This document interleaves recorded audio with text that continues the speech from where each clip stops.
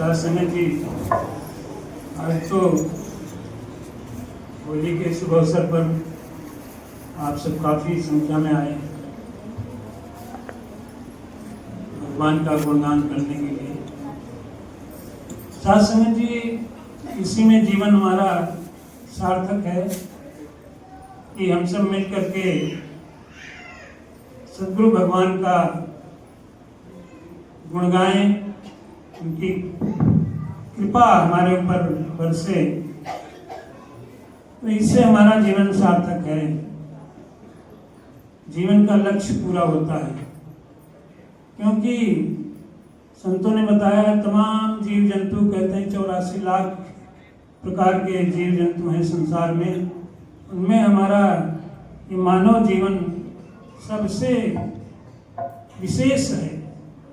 इसमें जितनी कलाकारी है, जितनी समझ है, उतना किसी में नहीं है। लेकिन हमारी समझदारी ऐसे रास्ते पे होनी चाहिए जिससे कि हमारा जीवन कृतार्थ हो जाए, मानव जीवन पाने का लक्ष्य पूरा हो जाए। तो वो रास्ता केवल यही सत्संग है। सद्गुरु का जो ब्रह्म ज्ञान देते हैं सद्गुरु, उसको प्राप्त करना, इसी से हमारा जीवन सफल होगा। अन्य कोई रास्ता नहीं है। अन्य तो सारा संसार ही लगा हुआ है तमाम प्रकार के कर्मकांडों में, तमाम प्रकार के घर गृहस्थ के कामों में, लेकिन सुख शांति उसको नहीं है। हर आदमी दुखी है और सुख ढूंढ रहा है, चैन ढूंढ रहा है। इसके लिए तमाम तीर्थ व्रत भी करता है और तमाम प्रकार के कमाई, रुपया पैसा खूब कमाता है, लेकिन देख लीजिए धन दौलत से सुख नहीं मिलता है। धन दौलत से और ज़्यादा बेचैनी होती है, नींद नहीं आती है, उससे और परेशानी बढ़ती है। भाई, हमारे दुख है, चिंताएं हैं, ईर्ष्या है, जलन है, इन सब से हम परेशान रहते हैं। रात को नींद नहीं आती, चाहे पैसा कितना भी हो। पैसा से सुख सुविधा खरीद सकते हैं, एसी लगा सकते हैं, मोटे मोटे गद्दे खरीद सकते हैं, पलंग खरीद सकते हैं, लेकिन नींद नहीं खरीद सकते। नींद जब आएगी तभी वो सब चीज सफल है खरीदना, सब चीज साधन जुटाना। तो नींद क्यों नहीं आती? क्योंकि हमें, हमारे मन में बेचैनी है, चैन नहीं है।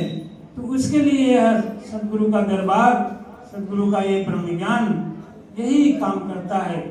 इसलिए साथ संगत जी, हमें चाहिए कि सद्गुरु का ज्ञान प्राप्त करके अपने जीवन को सफल बनाएं। इसीलिए सत्संग यहाँ पर लगाया जाता है।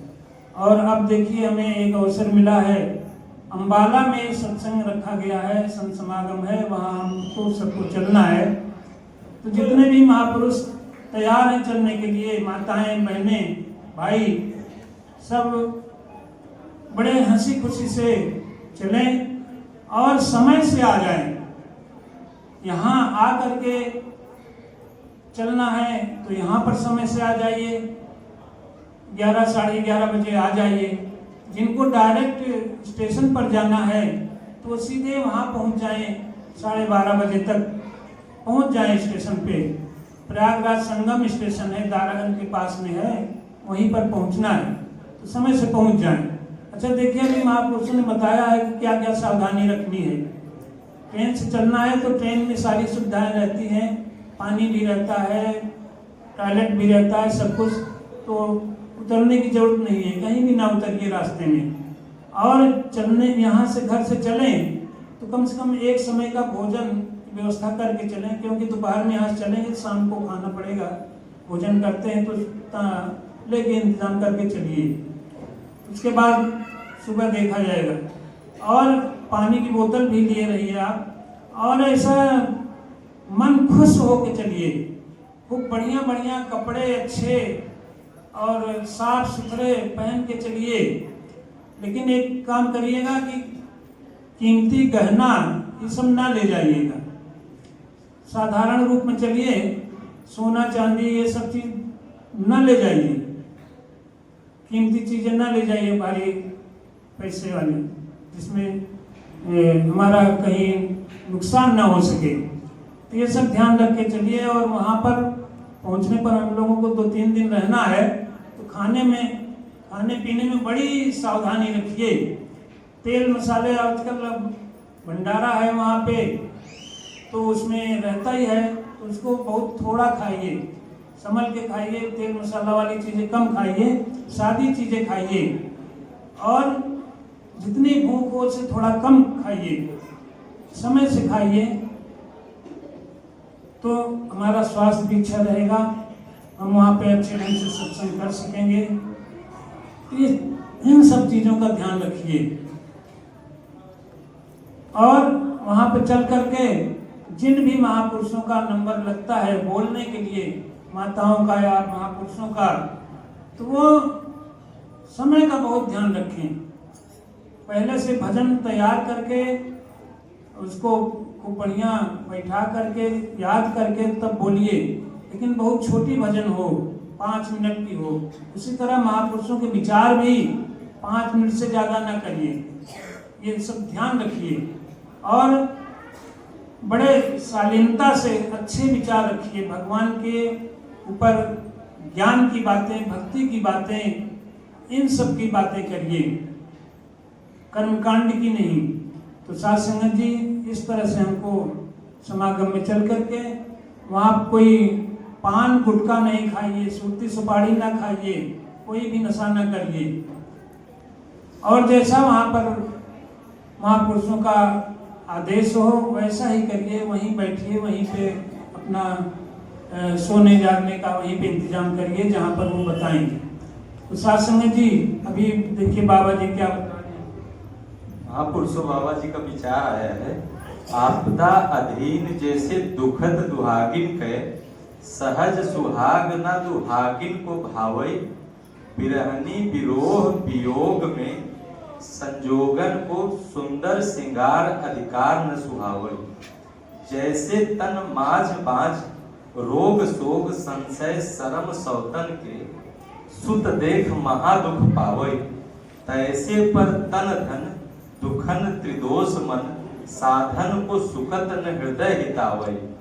सो संत जनों, इस शब्द के अंदर महापुरुष ने मीठे पुरुष का नक्शा बांधा है,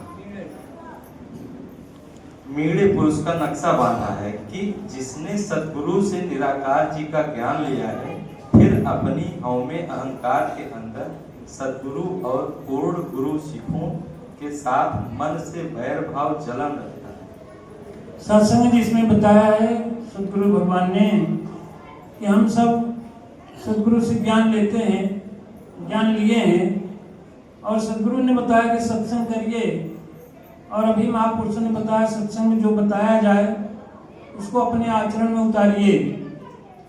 अगर आचरण उसके विपरीत हम करते हैं तो वही बता रहे हैं, कोई मीड़ा उसको कहते हैं, मीड़ा माने गंदा।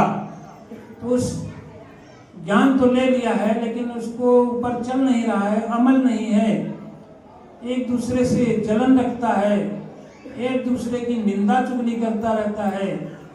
हालांकि ज्ञान लिया हुआ है लेकिन फिर भी ये सब करते हैं, अहंकार में भरा रहता है कि हमारे सामने और कौन है, हम कितने बड़े ज्ञानवान हैं, हम कितने बड़े धनवान हैं, हमारी कौन टक्कर ले सकता है। ये सब चीजें अहंकार, क्रोध में आ जाते हैं लोग, क्रोध को भी नहीं संभाल पाते हैं। तो ये जो है ज्ञान लेने का कोई फायदा नहीं हुआ, हम उसके ज्ञान के विपरीत आचरण कर रहे हैं, एक दूसरे से जलन रख रहे हैं। नहीं, हमको बाबा जी बता रहे हैं कि हमको सबसे प्रेम करना है, सब जितने भी प्राणी हैं संसार में सबसे प्रेम से रहना है, प्रेम से बात करें, प्रेम से बोलें, किसी को दुख तकलीफ ना दें। इस तरह से हमें संसार में गृहस्थ में रहना है, हमको संसार को छोड़ना नहीं है, गृहस्थ को छोड़ना नहीं, गृहस्थ में रह करके हमको बाबा जी ने यह आदेश दिया है कि इसमें रह करके इस भगवान के ज्ञान के साथ हम चलें, ज्ञान के अनुसार हम अपना जीवन बिताएं, तब हमारा जो है मानव जीवन सफल होगा। साथ संगत जी, बस आज बहुत आप सबने भगवान का गुणगान किया, होली गीत गाई और अब समय काफी हो गया है। प्यार से कहिए सद्गुरु भगवान की जय।